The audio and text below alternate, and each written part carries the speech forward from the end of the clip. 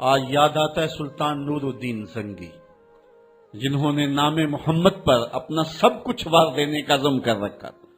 دنیا پہ کتنے حکمران آئے ہیں، آج دنیا ان کا نام بھی نہیں جانتی، لیکن کیا وجہ ہے کہ سلطان ایوبی کا نام لبوں پر آئے ادب سے پلکیں جھک جاتی، عقیدت اور احترام کے جذبات سینے میں پیدا ہوتے۔ کیوں؟ اس لیے کہ حضور علیہ السلام کے نام پر اس نے وفا کی ہے، اور یہ رب کا وعدہ ہے کہ جو میرے رسول سے وفا کرے گا پھر اس کو میں مرنے نہیں دوں گا۔ اقبال نے اپنا سارا فلسفہ شعر میں نچوڑا ہے کہ محمد سے وفا تو نے تو ہم تیرے ہیں، یہ جہاں چیز ہے کیا لوح قلم تیرے۔ تو حضور کے نام پہ جن لوگوں نے وفا کی ہے، رب نے پھر انہیں مرنے نہیں دیا۔ آج بھی سلطان صلاح الدین ایوبی کی قبر بھی زندہ ہے، آج نور الدین زنگی کی قبر بھی زندہ ہے۔ اچھا، یہ بات میں بتاؤں کہ حضور علیہ السلام کے گستاخوں کے ساتھ نپٹنا یہ ہر شخص کے بس کا روگ بھی نہیں ہے، یہ ڈیوٹی بھی رب کی طرف سے ہوتی ہے، اور رسول اللہ جس کو پسند کریں اس کی ہی یہ ڈیوٹی لگاتے ہیں، ورنہ کس کے سینے میں یہ آرزو نہیں مچلتی؟ جب راجپال نے توہین کی تھی تو کون نہیں چاہتا تھا کہ اس کی گردن کاٹوں، لیکن سعادت مندی نصیب ہوئی تو غازی علم الدین شہید کو نصیب ہوئے۔ علامہ اقبال علیہ رحمہ نے کہا تھا جنازے میں کیسی گلیں ہی کرتے رہ گئے، ترخانہ دا منڈا نمبر لے گیا۔ حضرت پیر جماعت علی شاہ رحمۃ اللہ تعالی علیہ نے کہا تھا غازی علم الدین کے جنازے پہ گردن جھکائے چل رہے تھے، آنکھوں میں آنسو تھے۔ 6 لاکھ لوگ حضرت غازی علم الدین کے جنازے میں شامل ہوا تھا۔ سید دیدار علی شاہ صاحب جب جنازہ پڑھانے کے لیے کھڑے ہوئے تو غش کھا کے گر پڑے۔ بعد میں جب اٹھے اور جنازہ پڑھایا تو کسی نے کہا حضرت آپ نے بڑے بڑے جنازے پڑھائے ہیں، کبھی یہ کیفیت آپ کی ہوئی نہیں ہے۔ فرمایا جنازے بڑے پڑھائے ہیں لیکن کبھی حضور کا دیدار نہیں ہوا ہے۔ آج پہلی بار یہ موقع ملا، ادھر جنازہ پڑھانے لگا، ادھر آمنہ کا لال بھی سامنے تھا۔ حضرت پیر امیر ملت علیہ رحمہ گردن جھکائے چل رہے تھے تو آپ نے کہا لوگوں میں نے بڑے بڑے بادشاہوں کی کہانیاں پڑھی ہیں، میرے دل میں کبھی یہ امنگ نہیں جاگی کہ فلاں بادشاہ میں ہوتا۔ جو فقیر ہوتا ہے وہ خود ہی شہنشاہ ہوتا ہے، اس لیے اس کے دل میں یہ آرزو کیوں پیدا ہو کہ وہ بادشاہ ہو، وہ خود ہی شہنشاہ ہوتا ہے۔ کہتے ہیں میں نے بڑے بڑے پہلوانوں کے تذکرے سنے ہیں، میرے دل میں یہ امنگ بھی نہیں جاگی کہ فلاں پہلوان میں ہوتا۔ اور پھر فرمانے لگے لوگوں میں نے بڑے بڑے ولیوں کے تذکرے سنے، میں نے کبھی یہ آرزو بھی سینے میں نہیں پائی کہ فلاں ولی میں ہوتا۔ لیکن آج غازی علم الدین کا جنازہ لوگوں کے کندھوں پہ جا رہا ہے، میرے دل میں آج یہ انگڑائیاں جذبات لے رہے ہیں، کاش آج اس چارپائی پہ جماعت علی شاہ ہوتا۔ یہ آرزو، یہ تمنا، یہ خواہش میرے دل میں انگڑائیاں لے رہی۔ یہ سعادت مندیاں ہیں، یہ خوش نصیب لوگوں کا مقصوم ہے، اور یہ مقدر والے لوگوں کو سعادت مندی نصیب ہوتی ہے۔ یہ یہودی یہ شروع سے پیغمبر حسن و جمال حضور علیہ السلام کی توہین و تنقیص کو شعار زندگی رکھتے ہیں۔ تو ایک زمانے میں انہوں نے سازش کی اور آقا کریم کے روضہ اطہر سے حضور کے جسد اطہر کو چرانے کی سازش کی، اور جس کی حفاظت میرا رب کرے کون اس محبوب کا بال بھی کا کر سکتا ہے۔ یہ جو کچھ ہو رہا ہے یہ ہمارا امتحان ہے، ورنہ جس کے سر پہ وارا فانا لاکا ذکر کا تاج میرے رب نے رکھا ہے، بھلا اس کی شان کو کوئی گھٹا سکتا ہے؟ جدا ذکر خدا بلند کرے کیڑا جمعہ حسن و بند کرے، اس ذکر دا حافظ آپ خدا پڑھو لا الہ، خود اللہ حفاظت کرنے والا ہے ذکر کی۔ یہ تاج رب نے محبوب کے سر پہ رکھا ہوا ہے، اس لیے چاند کی طرف منہ کر کے تھوکنے سے چاند کی نوری کرنوں کو میلا نہیں کیا جا سکتا۔ تھوکنے والے کا اپنا منہ گندا ہوگا، لیکن چاند کل بھی روشن تھا، چاند آج بھی روشن رہے گا۔ مدینے والے چاند کی عظمتوں کو کوئی گہنا سکتا ہی نہیں ہے، کیونکہ جس کے سر پہ ورفانا لکا ذکر کی چادر میرے رب نے تان دی ہے، اس کی عظمتوں کو کوئی گھٹا سکتا ہی نہیں ہے۔ یہ امتحان ہمارا ہے، یہ آزمائش ہماری ہے۔ اللہ اکبر۔ تو میں نے کہا کہ یہ سعادت مند لوگوں کا مقصوم ہوتا ہے۔ تو اس زمانے میں کچھ بد نصیب یہودیوں نے یہ سازش کی کہ حضور کے جسد اطہر کو روضہ انور سے نکال لیا جائے، اور پھر باقاعدہ انہوں نے 2 اشخاص کو وظائف پڑھا کر کے، داڑیاں رکھوا کر کے، جبہ و دستار پہنا کر کے مدینے میں بھیجا، صوفیاء کے، نیکوکاروں کے، علماء کے، زاہدین کے روپ میں، اور انہوں نے وہاں ایک جگہ کرائے پہ لے لی اور اپنی کارروائی کا آغاز کر دیا۔ وہ اپنے کمرے کے اندر سرنگ کھودتے اور روزانہ مٹی نکالتے اور رات کے اندھیرے میں بقی کے قبرستان میں قبروں کے اوپر مٹی ڈال کے آ جاتے اور سارا دن تسبیح لیے اللہ اللہ کرتے رہتے. لوگ کہتے کہ یہ تو بڑے صالح لوگ ہیں اور پھر لوگوں کو خیرات بھی کرتے. لیکن کاروائیاں اور انداز یہ تھا، لباس خضر میں رہزنی کر رہے تھے اور یہ ڈاکو اور یہ رہزن لٹیرے ایک بہت خطرناک مہم پہ آئے ہوئے تھے. جب وہ بالکل قریب پہنچ گئے اور ایک روایت میں آتا ہے کہ حضرت عمر کے پاؤں کا انگوٹھا بھی ننگا ہو گیا. حضور علیہ السلام سلطان نور الدین زنگی کو خواب میں ملے اور ان کی شکلیں دکھائی کہ یہ دو موذی مجھ کو تکلیف دے رہے ہیں. تو سلطان فوراً اٹھا اور کہا مدینے میں کوئی غیر معمولی واقعہ ظہور پذیر ہوا ہے، اور اس نے جلدی سے کچھ سواروں کو اپنے ساتھ لیا اور کچھ خزانہ ساتھ لیا اور فوجوں کو حکم دیا کہ وہ تیار ہو کر کے جلدی میرے پیچھے آئیں. مدینے میں پہنچ کر کے اس نے دعوت عام کر دی اور لوگوں کو کہا کہ آؤ میرے دسترخوان نعمت سے کھاؤ، اور لوگوں کو خیرات کرنے لگا. سارا مدینہ اس کے پاس آیا، لیکن جو شکلیں اس نے دیکھی تھی اس کو وہ نظر نہ آئی. وہ بار بار پوچھتا تھا کوئی رہ تو نہیں گیا. لوگوں نے کہا کہ نہیں، سارے جو ہیں وہ آپ سے خیرات لے گئے ہیں. ہاں، دو شخص ایسے ہیں کہ جو بہت بڑے سخی ہیں، ان کو تو ضرورت ہی نہیں آپ کی دہلیز پہ آنے کی. بادشاہ نے کہا مجھے دکھاؤ وہ کون ہے. بادشاہ کو شک گزرا یہ وہی تھے. جب سامنے آئے تو بادشاہ نے فوراً پہچان لیا. کہا کہ میں تمہارے ڈیرے پہ جہاں تم رہتے ہو وہاں جانا چاہتا ہوں. بادشاہ تفتیش کرنا چاہتا تھا. جب دیکھا تو تسبیحیں لٹکی ہیں، مسلح بچھے ہوئے، قالین بچھے ہوئے ہیں. تو بادشاہ مسلح اٹھایا، قالین اٹھایا تو نیچے پھٹا تھا. جب پھٹا اٹھایا تو نیچے سرنگ تھی. پھر بادشاہ نے ان کو جانوروں کے پیچھے بندھوا کر کے چروا دیا. اور میں نے تاریخ میں پڑھا سلطان نور الدین زنگی مدینے کی گلیوں میں پھر اس کے بعد روتا پھرتا تھا اور اس کی آنکھوں میں آنسو تھے اور کہتا تھا یا رسول اللہ تمہاری مہربانی کہ یہ ڈیوٹی میرے ذمہ لگائی ہے، ورنہ کائنات بھری پڑی تھی. یہ سعادت مندی میرا مقدر کہ اس نوکری کے لیے مجھے منتخب کیا ہے. اور پھر اس نے روضہ رسول کے ارد گرد جو ہے جہاں تک پانی آتا ہے وہاں تک جو ہے اس نے جو ہے زمین کھدوائی اور سیسا پگھلا کے اس کے اندر ڈال دیا کہ دوبارہ قیامت تک کوئی موذی اس کی جرأت نہ کر سکے. تو روضہ رسول کے ارد گرد وہ سیسا پلائی ہوئی دیوار ہے جس کو کھودا نہیں جا سکتا. یہ سلطان نور الدین زنگی کی زندگی کا یہ انوکھا باب ہے. آئیے اب سلطان صلاح الدین ایوبی کی کہانی بھی سنتے. یہ اسلام کا مجاہد اعظم، یہ حلال اور صلیب کی جنگوں کا ہیرو، اور جس پہ امت اسلامیہ کو آج بھی ناز ہے اور آج صدیاں گزرنے کے بعد یہ سینوں میں دل کی طرح دھڑکتا ہے. سلطان ایوبی کا نام آج بھی دلوں پہ نقش ہے اور اس کا نام سن کے مردہ جانوں کے اندر بھی زندگی کی حرارت پیدا ہو جاتی ہے. اس کے زمانے میں ریجینالڈ بدبخت ایک انگلستان کے شہزادے نے حاجیوں کے قافلے کو روک لیا اور ان کا سامان لوٹ لیا. انہوں نے کہا ہم حج پہ جا رہے ہیں، تو نے ہمارا سامان لوٹ لیا، ہمیں جانے دے. تو اس نے دریدہ دہنی کرتے ہوئے کہا بلاؤ اپنے نبی محمد کو جو تمہاری جان چھڑائے. بس سلطان صلاح الدین ایوبی تک یہ بات پہنچی تو میں نے تاریخ میں پڑھا کہ وہ دانت پیستا تھا، اس کی آنکھوں میں خون اتر آیا اور اس میں کھڑے کھڑے قسم کھائی کہ جب تک اس ظالم کو کیفر کردار تک نہیں پہنچاؤں گا چین کی نیند نہیں سوؤں گا. پھر پونے 2 سال کا عرصہ آپ سلطان صلاح الدین ایوبی کی زندگی دیکھ کے جنگی مہموں کو ترتیب دیتا رہا. دن رات اس نے ایک کر دی، نیند قریب نہ آنے دی. جب نیند بہت زیادہ تنگ کر دی تو پھر وہ خیمے کی چوب کے ساتھ ٹیک لگا کے کھڑے ہو کر کے اپنی آنکھوں کی آگ بجھا لیتا. اور پونے 2 سال کا عرصہ اس نے چارپائی پہ لیٹ کے نہیں دیکھا. پھر وہ لمحے آئے کہ اللہ نے اس کی مراد پوری کی. انگلستان کے شہزادے لائن میں کھڑے تھے. اس نے شاہ گاما کو اپنی کرسی دی اور ساتھ کہا ہم جس کو کرسی دیتے اسے امان دیتے ہیں. پھر اس نے اس کے جو نائٹس تھے ان کو آب خورے دیے، ان میں پانی دیا، کہا جس کو ہم پانی دیتے ہیں اس کو امان دیتے ہیں. پھر جب ریجینالڈ کی باری آئی تو بادشاہ کی رگیں پھول گئی غصے سے.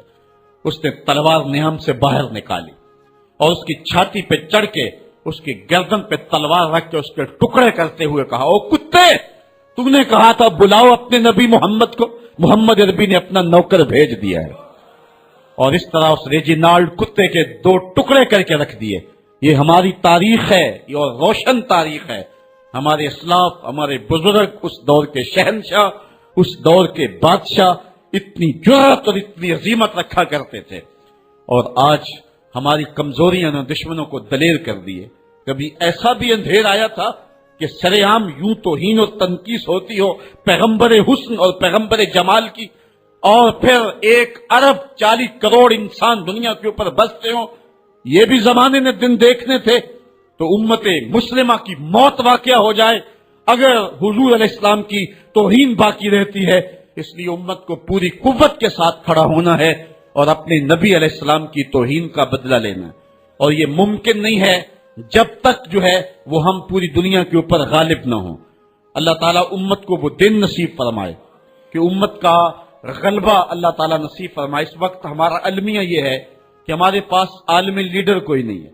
عوام کے جذبے یقیناً دیکھنے کے. سیریا کے بچوں کو میں نے دیکھا کہ وہ چھوٹے چھوٹے بچے انہوں نے ہاتھوں میں کتبہ پکڑا ہوا ہے، اور میں اس منظر کو دیکھ کر کے کتنی دیر تک سکتے میں رہا. اس کے اوپر لکھا ہوا تھا اقتلونا ولا تسبوا لنبینا، ہمارے ٹکڑے کر دو لیکن ہمارے نبی کو گالی نہ دو. ان بچوں کے درد کی کہانی کلیجے چیر رہی تھی. یہ محبتوں کا عالم. وہ اقبال نے کہا تھا چمن میں رخت گل شبنم سے تر ہے، چمن میں رخت گل شبنم سے تر ہے، سمن ہے سبزہ ہے باد سحر ہے، مگر ہنگامہ ہو سکتا نہیں گرم، یہاں کا لالا بے سوز جگر ہے. اس وقت امت بے امام ہے. امت کے پاس جو ہے وہ کوئی ایسا شخص نہیں ہے جو امت کی رہنمائی کرے. ملک بھی خالی ہیں اور عالمی لیول پہ بھی ہم کسی امام سے محروم ہیں. اللہ نے وہ دن نصیب کرنے ہیں. ہم صفے سیدھی کریں، بس ہمارا کام اتنا ہے. صفے سیدھی کریں گے تو امام بھی اللہ بھیج ہی دے گا. اور وہ وقت آئے گا کہ اس کے جھنڈے نیچے ہم کھڑے ہوں گے.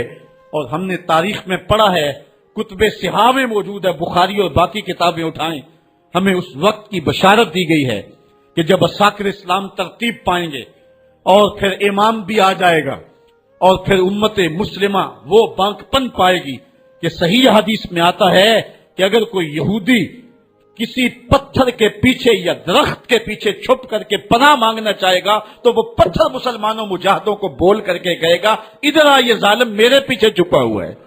وہ دن بھی اللہ تعالیٰ نے ہمیں دکھانے ہیں، اور پوری امت کے اوپر جھنڈا جھولے گا تو آمنہ کے لال کا ہی جھولے گا انشاءاللہ.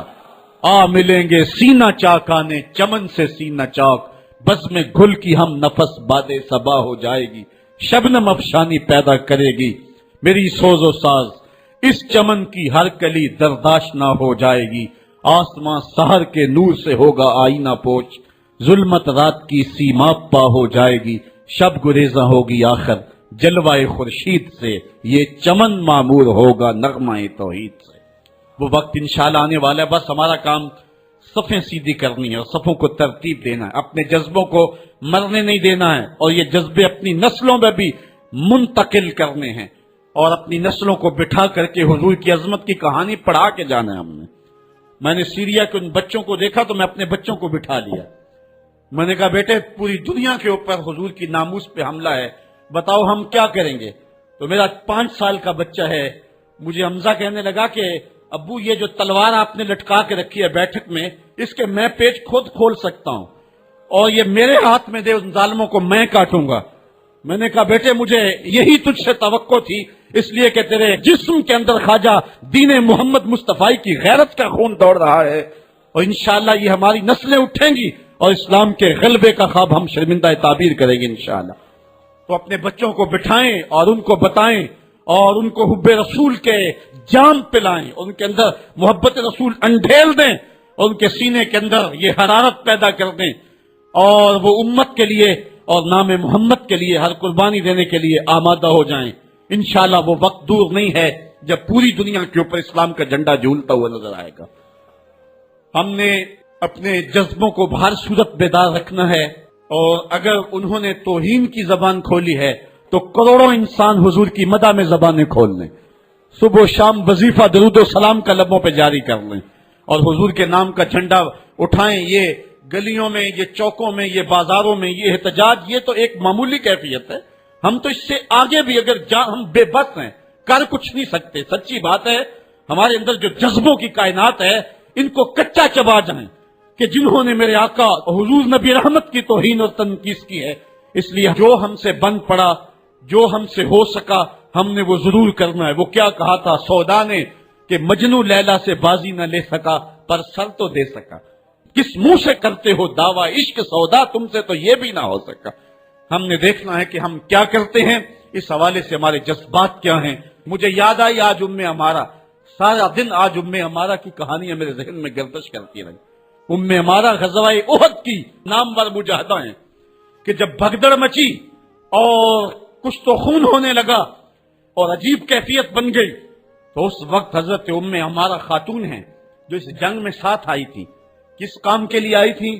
کہ کوئی زخمیوں کی مرہم پٹی کروں گی، لیکن جب دیکھا کہ حضور تنہا ہے اور تیروں کی برسات ہو رہی ہے، عمارہ تلوار لے کے میدان میں آ گئی، اور حضور نبی رحمت نے فرمایا کہ میں جدھر دیکھتا تھا مجھے عمارہ ہی نظر آتی تھی۔ اگر ادھر سے حملہ ہوتا آگے عمارہ کھڑی ہوتی، اگر ادھر سے حملہ ہوتا تو عمارہ کھڑی ہوتی۔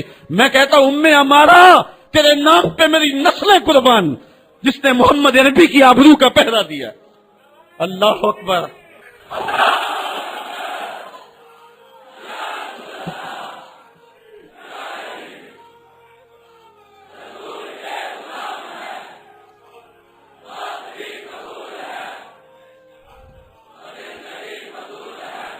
تمہارے جذبے سچے ہیں انشاءاللہ، شاید مغرب کو بھول ہو گئی ہے۔ یہاں ایک ایک بچہ غازی علم الدین ہے، ایک ایک بچہ عامر چیمن ہے۔ یہ سعادت مندیوں کا سفر ہے، یہ مغرب کو بھول ہو گئی ہے۔ اس نے کس قوم کو چھیڑا ہے؟ ان کی غیرت مری ہوئی نہیں ہے، انہوں نے کچوکے دیے، زخم دیے، امت کو معاشی بحران میں مبتلا کر دیا۔ روز پیٹرول کے بم ہمارے اوپر گرتے ہیں، لیکن ہم کبھی میدان میں نہیں آئے۔ لیکن سارے معاملات کے اندر ہم کمپرومائز کر سکتے ہیں، کمزوری بھی دکھا سکتے ہیں۔ اگر اس عنوان سے ہم کمزوری دکھائیں، ہمارا بچتا ہی کچھ نہیں ہے، ہمارا سب کچھ نام محمد ہے۔ ہم نے ہر دور میں تقدیس رسالت کے لیے وقت کی تیز ہواؤں سے بغاوت کی ہے، چھوڑ کے سلسلہ رسم سیاست کا فسوں، بس ایک نام محمد سے محبت کی ہے۔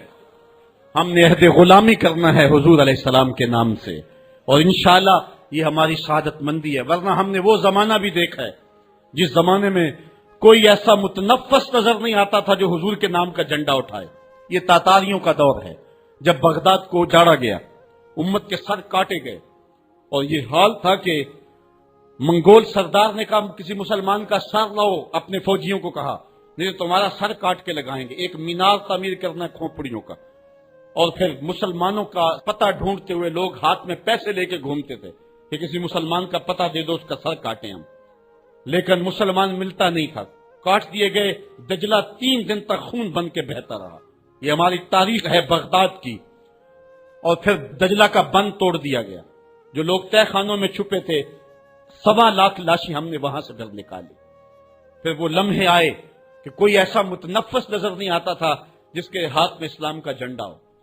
تو ایک منگول سردار عیسائی ہو گیا، اس نے ایک عیسائی پادری کو بلایا اور کہا کہ اپنے مذہب کی تبلیغ کر تاکہ کچھ لوگ اور بھی ہمارے ہم نوا ہو جائیں۔ اس نے قسم پرسی کے سالم میں کہ اب کوئی شخص نہیں ہے جو اسلام کا نام لیوا ہو، تو اپنے خود سے باطنی کا اظہار کر دیا اور پیغمبر حسن و جمال حضور نبی رحمت کی توہین و تنقیص کا آغاز کیا۔ ابن حجر نے لکھا ہے کہ ایک کتا تھا جو خیمے کی چوب کے ساتھ بندھا ہوا تھا، جب اس نے توہین کا آغاز کیا تو اس نے بھونکنا شروع کر دیا۔ لوگوں نے کہا کہ یہ کتا تیری اس توہین کی وجہ سے بھونک رہا ہے۔ اس نے کہا نہیں ایسی کوئی بات نہیں، یہ کتا نسلی کتا ہے۔ واقعی وہ نسلی تھا، اور میرا ہاتھ کا اشارہ پا کے غیرت میں آ گیا ہے، کوئی ایسی بات نہیں ہے۔ اس نے پھر توہین کا آغاز کر دیا۔ تو ابن حجر نے لکھا ہے کہ اس کتے نے زنجیر تڑوا کر کے اس پادری کے گلے میں جا کے دانت گاڑ دیے اور چھوڑا تب جب اس کو واصل جہنم کر دیا۔ اس منظر کو دیکھ کے 70,000 اس فوج کے سپاہی اسلام کے دامن میں آ گئے۔ اقبال نے اسی موقع پہ کہا تھا تو نہ مٹ جائے گا ایران کے مٹ جانے سے، نشائے میں کو غرض نہیں پیمانے سے، ہے ایاں یورش تاتار کے افسانے سے، پاسباں کعبے کو مل گئے صنم خانے سے۔ اللہ اپنے نبی کی آبرو کی یوں بھی حفاظت کرنا جانتا ہے۔ کون جانتا تھا کہ عامر چیمہ یہ کام سر انجام دے گا؟ وہ تو ٹیکسٹائل کی ڈگری لینے گیا تھا، لیکن غلامی رسول کی سند لے کے پلٹا۔ میں نے غازی کے جنازے میں شرکت کی ہے، آپ نیٹ پہ جائیں اور وہاں اس کے جنازے کی تصویر دیکھیں، یا کہیں تصویر آپ کو میسر ہو۔ جنازہ لوگوں کی انگلیوں پہ ہے، بھاری تابوت اور اس کے اندر اس کا جسد اطہر، لیکن ہاتھوں پہ نہیں ہے، آپ کو انگلیوں کے پوروں پہ نظر آئے گا۔ اور ایسے مناظر بھی دیکھنے والوں نے دیکھے کہ رش کی وجہ سے لوگ نیچے سے ہٹ بھی جاتے اور وہ پھر بھی ہواؤں میں تیرتا رہتا۔ آپ جا کے دیکھ لیں، میں کوئی ہوا میں بات نہیں کر رہا، بالکل انگلیوں کے پورے پہ میں خود شامل تھا، اور میری سمجھ میں اس وقت بات نہیں آتی تھی کہ یہ کیا ماجرا ہے، اتنا بھاری صندوق اور انگلیوں کے پوروں پہ۔ پھر ایک دن میں حضرت سعد بن معاذ کی کہانیاں پڑھ رہا تھا کہ ان کا جنازہ بڑا ہلکا تھا، تو پوچھا گیا تو فرمایا کہ سعد کے جنازے کو صرف انسان ہی جو ہے وہ کندھا نہیں دے رہے، فرشتے بھی کندھا دے رہے ہیں۔ غازی کا جنازہ ایسے ہوا میں تیرتا تھا جس طرح پانی پہ کشتی تیرتی ہے۔ میں نے خود غازی کی قبر کی پائنتی پہ ایک سید زادے کو روتے دیکھا، اور وہ کیا رہا تھا، ربا میں تینوں یہ نہیں کہندا مینوں آمر چیما بنا دے، میں کہنا ہے قدمہ دی مٹی ہی بنا دے۔ یہ سعادت مندی کی موت ہے، یہ خوش نصیب لوگوں کی زندگی ہے، اور مسلمان اس کو اعزاز سمجھتا ہے۔ اس پورے حال میں کوئی ایک شخص بھی نہیں ہوگا کہ جس کے دل میں یہ آرزو نہ ہو کہ میں حضور کے نام پہ قربان ہو جاؤں۔ ایک ایک شخص کے سینے کے اندر، میں سمجھتا ہوں میرا ہی سینہ ہے، لیکن نہیں، ہر شخص کا سینہ یہی ہے، اور ہر شخص کے اندر کے جذبات یہ، یار یہ دھاکے ہے زندگی میں حضور کے بغیر، سب کچھ حضور ہی ہیں، اور ہماری زندگی کا سب سے قیمتی اثاثہ حضور کی ذات ستودہ صفات ہے۔ آپ کو جمعۃ المبارک کو جو کال دی گئی اس میں بھرپور شامل ہوں، جہاں جہاں سے آئے ہیں وہاں جو جلوس ہو بھرپور شامل ہو، لوگوں کو ترغیب دیں، اور اس کو جو ہے وہ بہت بڑے سائز کے اندر جلوسوں کو منعقد کرے تاکہ مغرب کو پیغام جائے کہ یہ تھکے ہوئے، ماندے ہوئے، ہارے ہوئے، یہ جو ہے وہ معاشی بحرانوں کے پسے ہوئے لوگ جب بھی اپنے من کا سودا کرتے ہیں تو بازار مصطفیٰ میں ہی کرتے ہیں، ان کو پیغام جائے، اور ہماری نسلوں کے اندر بھی یہ جذبے جاگے، اپنے بچوں کو بھی انگلیوں سے لا کر کے جو ہے وہ ان جلوسوں کے اندر لے کر کے آئیں، اور اس سعادت مندی کے سفر کے اندر ان کو بھی شامل رکھیں تاکہ ان کے اندر بھی یہ جذبے بیدار ہوں۔